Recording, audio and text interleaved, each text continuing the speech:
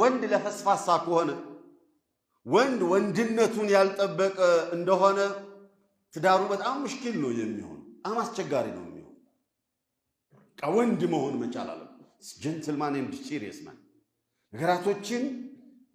የሚያስብበት አርቆ ማሰብ የሚችል መወሰን የሚችል ነው ይሄ ነው ልክ ብሎ ማስረዳት የሚችል ልክ ካልሆነ ደግሞ ተቀብሎ ልክ ያለው የሆነውን ነገር ማስፈጸም የሚችል በቃ ይሄ ዲሲሽን ሜከር የሚባለው ማንነት እጁ ላይ ያለ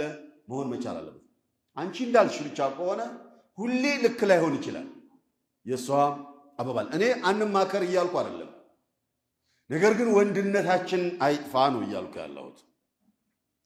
ለማንኛውም ያም ሆነ ከሷም ከሱም በኩል ትዳር እሷም ሚስትነቷን እሱም ባልነቱን ከዚያም በኋላ ደግሞ መቻቻልና መታገስን ይጠይቃል